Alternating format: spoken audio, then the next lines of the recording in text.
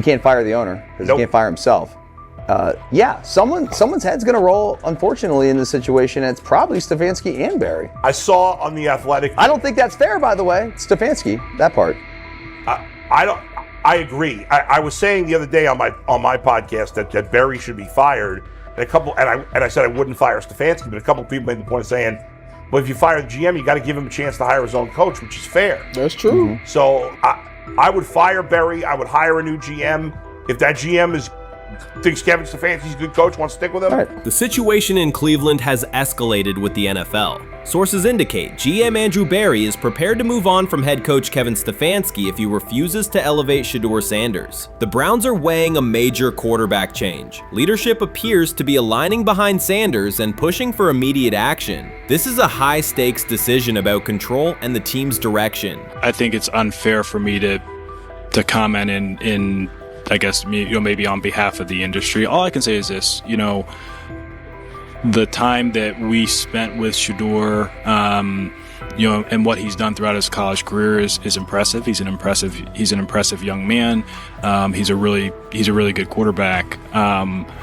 Sometimes, fit comes into play. And I'd also say this, there are 4 more rounds of the draft. And then maybe lastly, it's less about where you get picked and what you do after you get picked. That's really the most important thing. Getting to know him over the course of the spring, he has a ton of resolve. Andrew Barry appears to be at a breaking point. Pressure from fans and within the organization to play Shedeur Sanders is intensifying. Barry is pushing for a move towards Sanders, while head coach Kevin Stefanski remains cautious about altering the depth chart. The divide is clear. One side wants acceleration, the other a measured rollout. The organization is under heavy scrutiny, and the focus has shifted to when, not if, Sanders sees the field. Has the 4th highest odds of any head coach this season to be fired. He's clearly on the hot seat. It's been a discussion for really a couple of years now, dating back to last season's 3-win season. And he's always had kind of hot and cold seasons. And now the sports books are saying he's 4th on the list.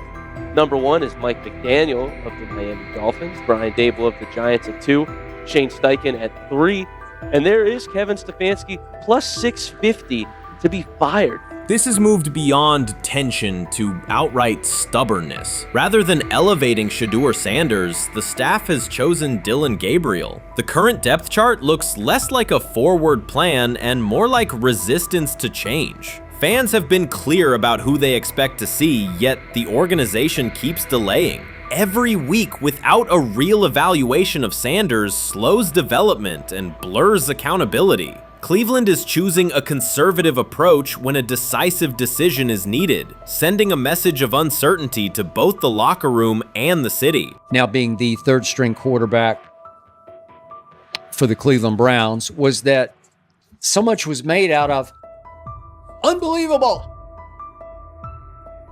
He actually made the team as the 3rd-string quarterback. Like that was a big deal. Like that was somewhat of a surprise to a lot of people.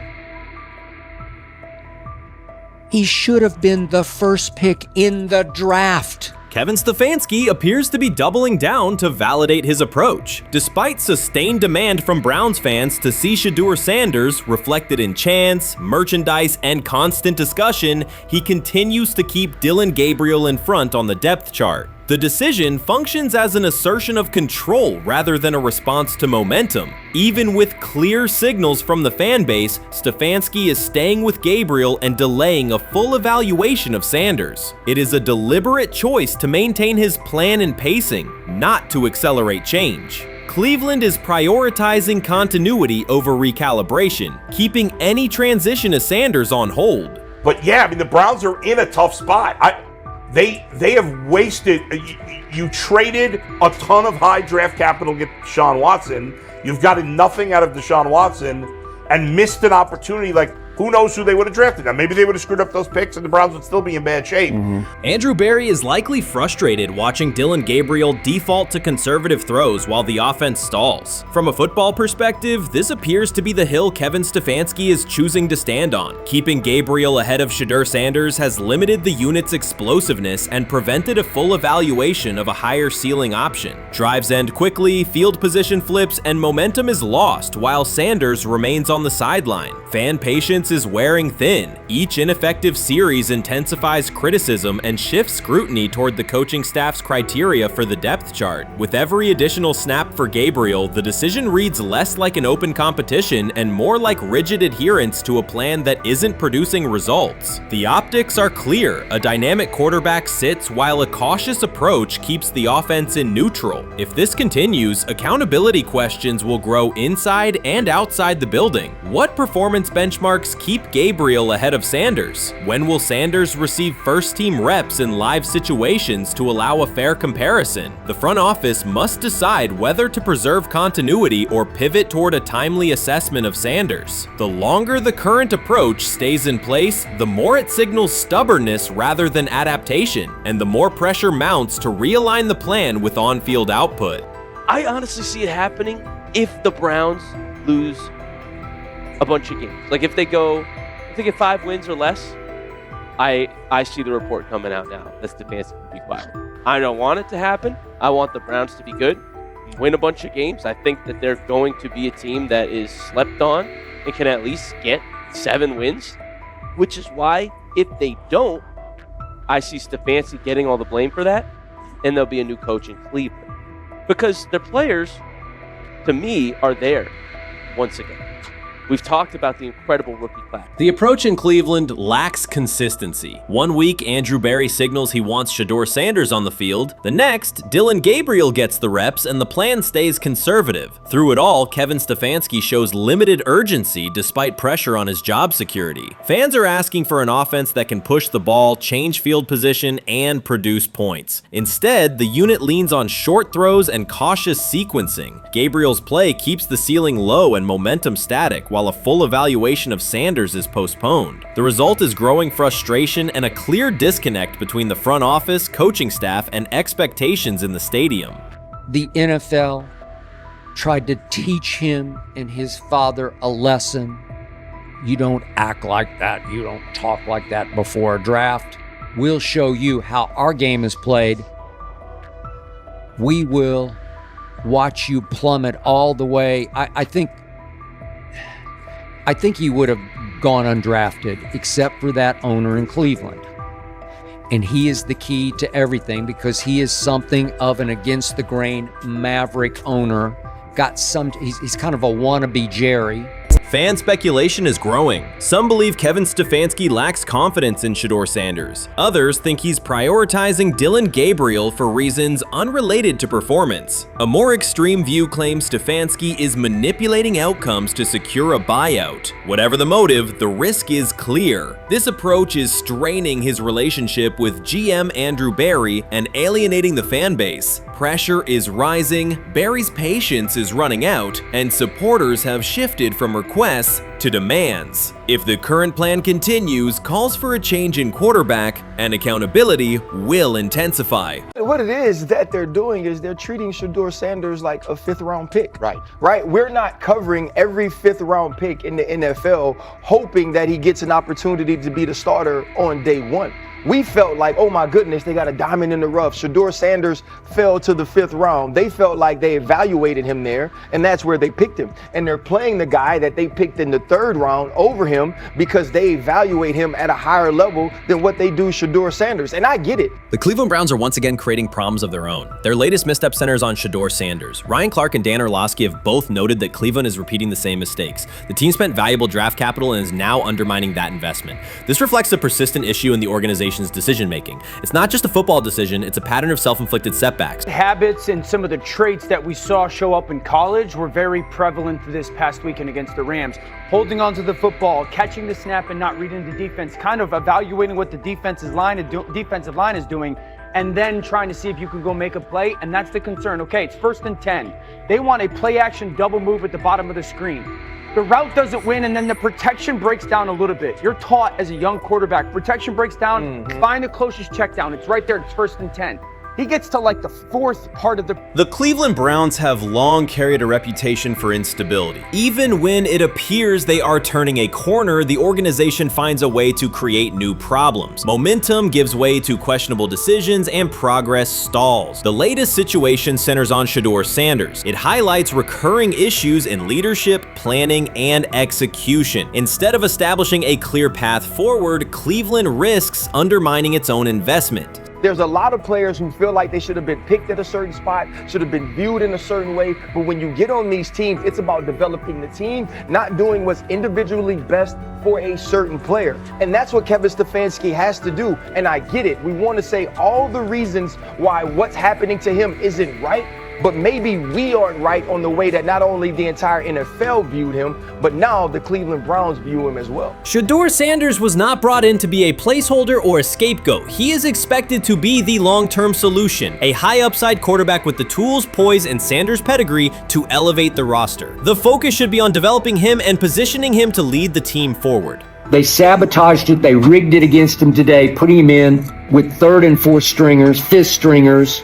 You got no shot at quarterback. They threw him in because they didn't want him to make any more splash and put any more heat on Stefanski. It's a desperate, dangerous situation in which he's got no shot, man. He's throwing to Sal freaking Cannella. What? But he got sacked 5 times because he's hanging on the ball trying to make a play, and nobody can separate. Then it comes down to a couple of minutes are left, and Shedeur tries to go on the field, and Stefanski puts Tyler Huntley in place of him. Excruciating to watch. Shedeur Sanders brings accuracy at all levels, steady leadership, and the kind of composure that comes from handling pressure. Fans were energized, and the league was paying attention. For once, Cleveland had a credible source of hope at quarterback, then the familiar pattern returned. Instead of committing to a clear development plan, first-team reps, stable direction, and a defined timeline, the Browns introduced uncertainty and slowed his progress. Rather than building around him and giving Shedeur a direct path to lead, they split priorities and sent mixed signals. The result is momentum stalled at the very point it should be accelerating. I also can't blame anybody who says, I don't necessarily trust this coaching staff to develop a quarterback or to evaluate the quarterback position. They've made some really oddball decisions at this position over the last several years, and I don't blame anybody for questioning, do these guys actually know what they're doing? I don't think that's unfair at all. The thing I would say is that they're desperate. They're very desperate. Like the entire organization is desperate. And if you really think they're going back to the coaches' offices and all getting around the table after session. This wasn't about scheme or play design. It was a pattern of mismanaging a young quarterback. From the start, the signs were clear. Shedeur Sanders arrived at camp without priority first-team reps or the confidence-building snaps a rookie need. Instead of a defined development plan, he was asked to compete from behind, treated like a depth option rather than a long-term starter. The message was, earn it later rather than build it now. When game action came, he was put on the field with limited preparation. Protection was inconsistent, and the play calling did little to ease his transition, more a stress test than a structured debut. The approach emphasized survival over progression, creating conditions where mistakes were likely and growth was harder to achieve. Analysts Ryan Clark and Dan Orlovsky highlighted the same points. The issues reflected organizational choices, not a shortfall in Sanders' ability. This was not a rookie collapsing under pressure. It was a franchise failing to provide the support, reps, and clarity required for a first-year quarterback to succeed. Shedeur moves slowly, kind of trying to see what's going on, and then that creates that sack fumble. So a lot of the stuff that we just saw in college is a big deal. This ball gets snapped at the 48-yard line. Defense has won the rep. Play is dead. Throw the ball away. It's first down. But instead we run and it's a 2.5, 3-yard loss. So instead of being 2nd and 10, we're 2nd and 13, we're dead. Again, here's the opportunity to throw the juke route. Hold, scramble. So some of those things that I was and others were concerned about on the college tape showed itself again. This is not the end of the world, though. This is part of his development. Cleveland managed to take a highly promising rookie and within weeks put him in a position where he looked unprepared. Ryan Clark called out the core issue. A first-year quarterback cannot succeed without protection, clear situations, and a controlled environment. Dan Orlovsky added that when a young quarterback isn't given structure, support, or coherent schemes, you're not evaluating ability, you're manufacturing failure. That's what happened to Shedeur Sanders. Browns fans weren't just disappointed with the results, they were alarmed by the process. This is a fan base familiar with quarterbacks quarterback missteps, yet even they recognize the pattern, a talented prospect subjected to poor planning and inconsistent guidance. After one preseason setback, the conversation shifted toward maybe Shedeur isn't ready instead of examining coaching, play design, and preparation. The reality is clear. The question isn't whether Sanders is ready, it's whether the Browns were prepared to develop and support him. Well, that would be a nice exit strategy because he would come up as doing Shedeur a favor. Like I mean, one's got to go, right? One's got to go, T, to clear this thing up. At some point, but I'm sorry, I know they don't care. If they were to trade Shedeur Sanders now after that preseason performance and he would go on to be good. The organization has cycled through quarterbacks for years, and the pattern is unchanged. Blame the player, protect the system, and repeat the same mistakes. Fans are split. Some argue Shedeur Sanders needs time and support, while others treat one rough outing as proof he isn't the answer. That division hides the real problem, the Browns' process. This isn't Shedeur failing, it's the team failing Shedeur. Across the league, successful teams create clear development paths. Kansas City brought Patrick Mahomes along behind a veteran and tailored the offense before handing him the job. Houston committed to CJ Stroud, built around his strengths, and let him grow with consistent direction. Smart teams invest, protect, and show belief. Cleveland did the opposite with Shedeur. Uneven reps, inconsistent protection, and unclear plans. Then question the outcome. That's not development, it's organizational mismanagement. These players have played a tremendous amount of football. Right. And I remember last year when Bo Nix came out of Oregon, we talked about all the easy throws Oregon creates. Right. The level of the skill players that are around him. And then we watched Bo Nix acclimate to the NFL game extremely quickly. I see a lot of those same traits in Dillon Gabriel. He gets the football out of his hands. He takes the throw that's available to him. He plays on time. And part of whether or not you get an opportunity to get on the field is the people that you're competing against. And I don't mean this in any disrespectful way to Shedeur, because I'm not only a fan, it's somebody I want to see succeed. The Browns will likely present this as part of a deliberate development plan, tough standards, resilience building, and testing a rookie under pressure. In practice, it isn't development. It's a damaging approach that undercuts growth. The organization has not shown a consistent model for nurturing young talent, and Ryan Clark and Dan Orlovsky highlighted that publicly. After Shedeur Sanders stumbled in a preseason game, the reaction was immediate. Headlines, polarized fan takes, and sweeping conclusions about his readiness. The front office offered little acknowledgement of the conditions he was placed in. Clark's point was direct. You do not evaluate a rookie by how he looks in a setup designed for failure. You evaluate him when he's properly supported. Orlovsky explained how poor coaching choices, protection, sequencing, and role clarity can quickly erode confidence and stall development. The issue was not Sanders' ability, it was Cleveland's process, which appeared disorganized and unprofessional for an NFL operation.